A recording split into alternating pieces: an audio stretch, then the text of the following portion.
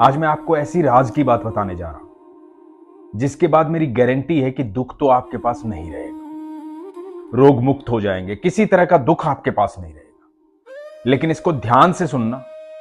बहुत लोगों ने बार बार पूछा है कि एक बार दोबारा से बताओ, एक बार दोबारा से बताओ। मैंने बहुत पहले ये बात बताई थी। आज ध्यान से सुनना और इसको आजमाना, देखना फिर दुख भाग जाएगा। हरे कृष्ण दोस्तों, मैं हूं अनुज शर्मा। तो सबसे पहले तो आपको बताता हूं कि दुख जाता कैसे। दुख की एक खासियत होती है, दुख कभी अकेला नहीं आता। दुख आता है ईश्वर को साथ लेकर आता है, और इतना भोला होता है कि उसको पता नहीं होता कि मेरे साथ ईश्वर चल रहे हैं। यदि सामने वाले ने ईश्वर पर विश्वास कर लिया तो मेरी मृत्यु निश्चित है। इतना भोला होता है दुख। तो पहली चीज तो आप यह समझ जाओ कि आपको ईश्वर पर विश्वास करना होगा, क्योंकि आपकी जो मुस्कुराहट है वो दुख का अंत कर सकती है। दुख कितना भी शक्तिशाली हो, बस आपको मुस्कुराते हुए उस समय को गुजार देना है। अब जो मैं उपाय आपको बता रहा हूं, इस उपाय को करना हो तो उपाय को ध्यान से सुनना। सबसे पहले तो ये जो मंत्र है भगवान श्री कृष्ण का, कृष्णाय वासुदेवाय हरे परमात्मने प्रणतः क्लेश नाशाय गोविंदाय नमो नमः। भगवान श्री कृष्ण से आप ये प्रार्थना कीजिए, मंत्र का जाप कीजिए, लगातार जाप कीजिए। दुनिया का कितना भी बड़ा कष्ट हो, वो कष्ट दूर हो जाएगा, ये गारंटी है।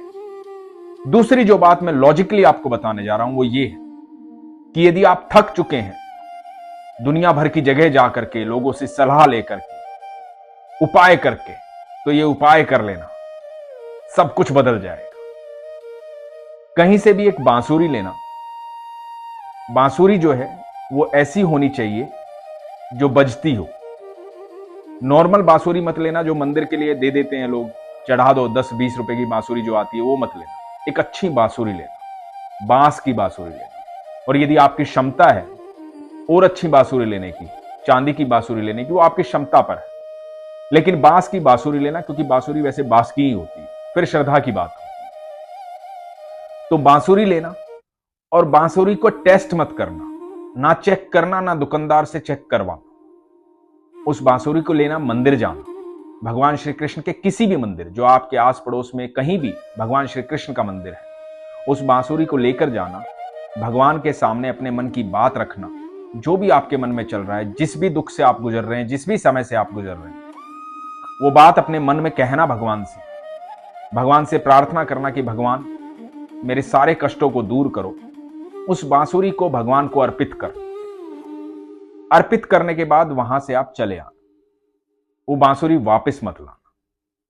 अपने मन की बात कह के आप चले आना। आप यकीन मानना, कुछ ही समय में आपकी सारी समस्याओं का हल हो जाएगा। अब आप सोचोगे कि समस्याओं का हल कैसे हो जाएगा, तो इस बात को समझिएगा जो मैं बता रहा हूं। बांसुरी भगवान श्री कृष्ण को अत्यंत प्रिय है। बांसुरी एक ऐसा वाद्य यंत्र है, आप दुनिया में किसी भी व्यक्ति को यदि आप देंगे तो उसे लेगा और सबसे पहले उसे फूंक मारेगा, चाहे उसे बजानी आती हो या ना आती, लेकिन वो उसे फूकेगा जरूर। तो ये बांसुरी दे रहे हैं आप सर्वेश्वर को, भगवान श्री कृष्ण को। उनके होठों से लग करके बांसुरी जब बजती है तो अनंत ब्रह्मांड जो है वो सारा झूम उठता है। तो जब भगवान को आप ये बांसुरी देंगे और भगवान आपके नाम की बांसुरी बजाएंगे, तो जितने भी नक्षत्र हैं, जो ग्रह हैं, जो कुछ भी है, जो लोग बोलते हैं ना कि ये बिगड़ा हुआ है, ये बिगड़ा हुआ है, वो सब उस बांसुरी के चारों तरफ मंडराएंगे। और आपके नाम की जब बांसुरी बजेगी तो सारे दुख एक फूंक में गायब हो जाएंगे। लेकिन ये जो कुछ भी करें आप विश्वास से करें। एक ही बार करना है, ऐसा नहीं है कि आपको लगातार जाके बांसुरी देनी है, एक ही बार करना। ध्यान से सुनिएगा इस बात को। तो एक बार जाइए, मन से बांसुरी दे के आइए, उसके बाद विश्वास रखिए कि आने वाला समय आपका बहुत बेहतर होने वाला है। ये मैं गारंटी देता हूं कि सब कुछ बदल जाएगा, आपके जीवन में अच्छा समय आएगा। दूसरी बात है आपके प्रारब्ध। जो भी कर्म हमने किए हैं किसी भी जन्म में, कभी भी या अभी या कभी, तो प्रारब्ध हमें काटने होते हैं। लेकिन ईश्वर का संग जो है उन प्रारब्ध को काटने में आपको सहूलियत देता है, आसानी देता है, क्योंकि ईश्वर जब आपके संग रहते हैं, दुख कितना भी बड़ा हो वो कमजोर हो जाता है। दुख को एक ही तरीके से आप कमजोर कर सकते हैं, ईश्वर पर विश्वास करके। तो आप भरोसा कभी मत तोड़िए, किसी की बातों में मत आइए। जब आप कमजोर होते हैं, आपका वक्त कमजोर होता है, आप दुखी होते हैं, तो लोग तरह तरह की सलाह देते हैं, लोग भिन्न भिन्न बातें करते हैं, ये कर ले, वो कर ले, ऐसा कर ले, वैसा कर ले। कुछ करने की आवश्यकता नहीं है, सिर्फ विश्वास रखने की आवश्यकता है।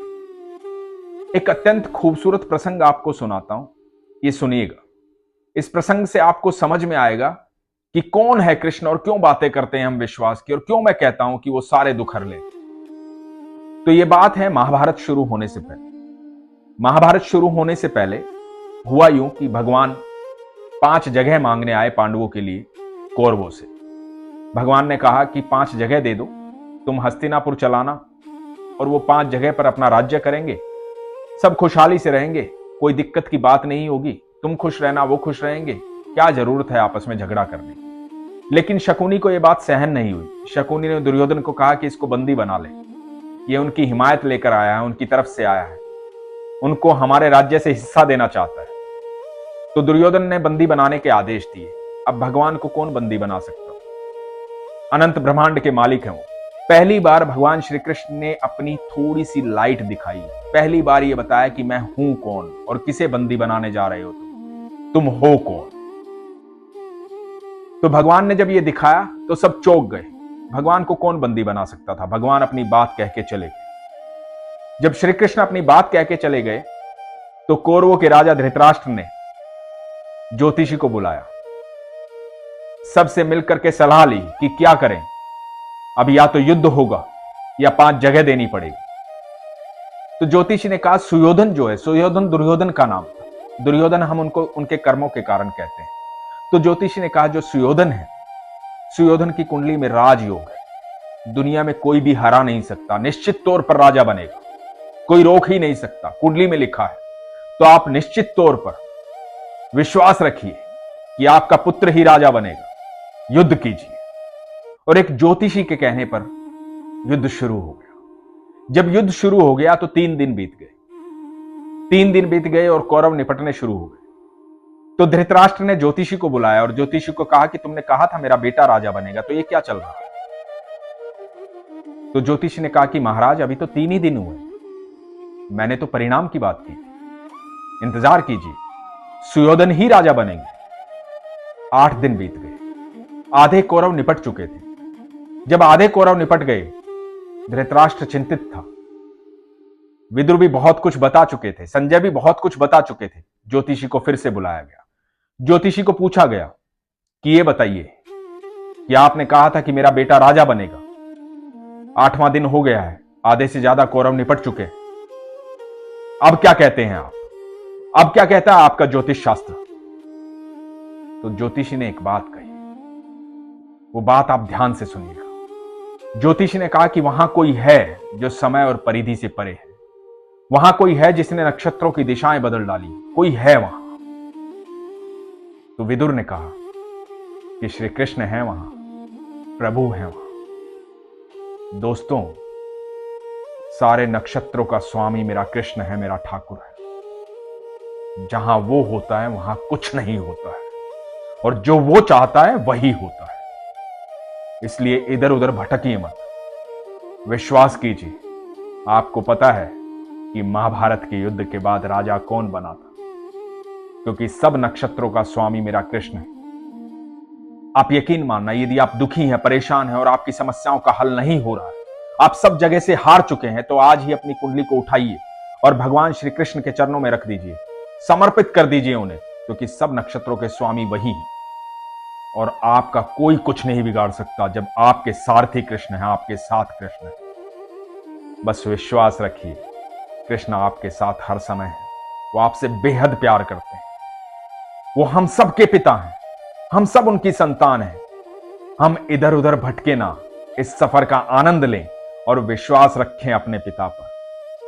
बस यही तो मैं कहता हूं कि अपने विश्वास को मजबूत रखिए, अपना ख्याल रखिए। हरे कृष्ण।